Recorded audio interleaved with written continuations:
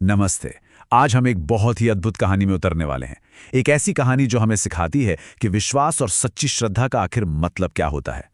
ये कहानी है शबरी की, जिनकी भक्ति आज भी, सदियों बाद भी हम सबके लिए एक प्रेरणा है। तो चलिए इस यात्रा को शुरू करते हैं। चलिए एक सवाल से शुरुआत करते हैं। एक ऐसा सवाल जो उस पूरी कहानी की, कह सकते हैं, आत्मा है। क्या प्रेम, क्या स्नेह समाज के बनाए नियमों से भी बड़ा हो सकता है? इस सवाल अपने जहन में रखिएगा, क्योंकि ये हमें शबरी की कहानी के हर मोड़ पर सोचने पर मजबूर करेगा। शबरी और भगवान राम की ये जो कहानी है, ये सिर्फ एक कथा नहीं है। ये निस्वार्थ प्रेम और अटूट विश्वास की एक जीती जागती मिसाल है। ये हमें ये सिखाती है कि भगवान को कोई कीमती या भव्य भेंट नहीं चाहिए, उन्हें तो बस एक सच्चा और पवित्र दिल चाहिए। तो ठीक है, कहानी की शुरुआत से शुरू करते हैं। ये एक ऐसे भक्त की यात्रा है जिसका असली नाम श्रमणा था, और उनकी कहानी में हम सबके लिए बहुत कुछ सीखने को है। तो आखिर कौन थी शबरी? वो भील जनजाति की एक बहुत ही साधारण महिला थी और उनका असली नाम था श्रमणा। उनकी पृष्ठभूमि भले ही बिल्कुल साधारण थी, लेकिन उनकी भक्ति वो असाधारण थी। अब जरा सोचिए, श्रमणा ने अपने जीवन में कितने बड़े, मतलब रेवोल्यूशनरी कदम उठाए। सबसे पहले तो उन्होंने पशु बलि जैसी एक क्रूर परंपरा का हिम्मत से विरोध किया। फिर इसी बात पर उन्होंने अपनी शादी से ठीक पहले अपना घर ही छोड़ दिया, और आखिर में वो महान संत मतंग ऋषि की शिष्या बन गईं। बस यहीं से उनकी आध्यात्मिक यात्रा का असली सफर शुरू हुआ। और अब हम आते हैं कहानी के उस सबसे जरूरी मोड़ पर, जिसने शबरी के पूरे जीवन को एक नई दिशा दे दी। ये था उनके गुरु मतंग ऋषि का वो वरदान जिसने उनकी पूरी जिंदगी बदल दी। अपने अंतिम समय में मतंग ऋषि ने शबरी को एक ऐसा आशीर्वाद दिया जो उनके जीवन का आधार बन गया। उन्होंने कहा, अगर तुम धैर्य से इंतजार करोगी तो भगवान राम एक दिन तुम्हारी कुटिया में जरूर आएंगे। सोचिए, ये सिर्फ शब्द नहीं थे, ये शबरी के जीवन का एकमात्र लक्ष्य बन गए। और यहीं से शुरू हुई प्रेम और विश्वास की एक कभी न खत्म होने वाली प्रतीक्षा। ये सिर्फ इंतजार नहीं था, ये तो आस्था की एक साधना थी जो हर दिन, हर एक पल चलती रही। जरा अंदाजा लगाइए, उन्होंने कितना इंतजार किया होगा। 1-2 साल नहीं, बल्कि अपनी पूरी की पूरी जिंदगी। शबरी ने अपने गुरु के वचन को अपने दिल में बसा लिया और अपनी जवानी से लेकर बुढ़ापे तक सिर्फ इंतजार किया।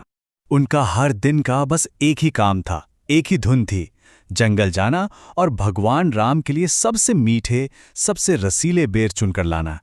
ये उनकी भक्ति का सबसे सरल, लेकिन शायद सबसे गहरा रूप था। लेकिन यहाँ एक बहुत दिलचस्प बात है। ये पक्का करने के लिए कि राम को सिर्फ और सिर्फ मीठे बेर ही मिलें, वो हर एक बेर को पहले खुद चखती थीं। इसका मतलब क्या हुआ? इसका मतलब ये हुआ कि सारे बेर झूठे हो जाते थे, जो उस समय के सामाजिक नियमों के हिसाब से किसी को भी, खासकर भगवान को चढ़ाने के लिए, अशुद्ध माने जाते थे। और फिर दशकों के उस लंबे इंतजार के बाद वो ऐतिहासिक दिन आ ही गया।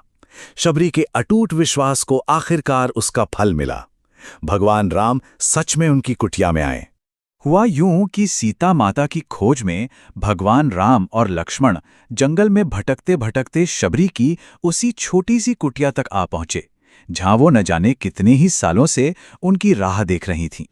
अपने प्रभु को अपनी आंखों के सामने देखकर शबरी की खुशी का तो कोई ठिकाना ही नहीं रहा। उन्होंने अपने आंसुओं से उनके पैर धोए और वही बेर अर्पित किए जिन्हें वो इतने सालों से सिर्फ उनके लिए सहेज कर रख रही थीं। और यहीं आता है कहानी का सबसे बड़ा, सबसे जरूरी मोड़। लक्ष्मण ने जब ये झूठे बेर देखे तो वो हिचकिचाए। उन्होंने नियम धर्म की बात करते हुए इस पर आपत्ति जताई। लेकिन भगवान राम ने क्या किया? उन्होंने उन बेरों में नियम नहीं देखे, उन्होंने देखा शबरी का सच्चा, निस्वार्थ प्रेम। तो इस एक अद्भुत मिलन से हम क्या सीख सकते हैं? चलिए भक्ति के इस सबसे बड़े पाठ को और गहराई से समझने की कोशिश करते हैं। ये कहानी हमें भक्ति का असली मतलब सिखाती है। भक्ति यानी बिना किसी शर्त के, बिना किसी स्वार्थ के समर्पण। एक ऐसी अवस्था जहां सच्चा प्यार और अटूट विश्वास किसी भी सामाजिक नियम से, किसी भी चीज से बढ़कर होता है। और शबरी का हर काम इसी भक्ति का जीता जागता सबूत था। और देखिए, राम ने उन झूठे बेरों को कितने चाव से, कितने प्यार से खाया। ऐसा करके उन्होंने असल में शबरी के पवित्र दिल और उसकी सच्ची भक्ति को सबसे बड़ा सम्मान दिया। शबरी की इस अनोखी भक्ति के बदले में राम ने उन्हें एक अनमोल तोहफा दिया। उन्होंने शबरी को नवधा भक्ति का ज्ञान प्रदान किया, जो अपने आप में एक बहुत बड़ा आध्यात्मिक उपहार था। तो ये नवधा भक्ति है क्या? ये एक पवित्र ज्ञान है जो हमें भक्ति करने के 9 अलग-अलग तरीकों के बारे में बताता है। इसे भक्ति मार्ग का सबसे ऊंचा ज्ञान माना जाता है। और इस परम ज्ञान को पाने के बाद शबरी को वो मिला जिसकी तलाश हर साधक को होती है, मोक्ष, यानी जन्म और मृत्यु के इस चक्र से हमेशा हमेशा के लिए मुक्ति। तो इस पूरी कहानी का सार क्या है? सीधी सी बात है, ईश्वर के लिए आपकी जाति, आपका रुतबा कोई मायने नहीं रखता। सच्चा और निस्वार्थ प्रेम ही सबसे बड़ी पूजा है। अटूट विश्वास का फल हमेशा हमेशा मिलता है। और हाँ, सच्ची भक्ति समाज के बनाए सभी नियमों से कहीं ऊपर होती है। ये हजारों साल पुरानी कहानी आज भी हमारे लिए उतनी ही जरूरी है। तो एक सवाल खुद से पूछना बनता है, आज के समय में हमारे लिए सच्ची भक्ति का क्या मतलब है? इसका रूप कैसा दिखता है?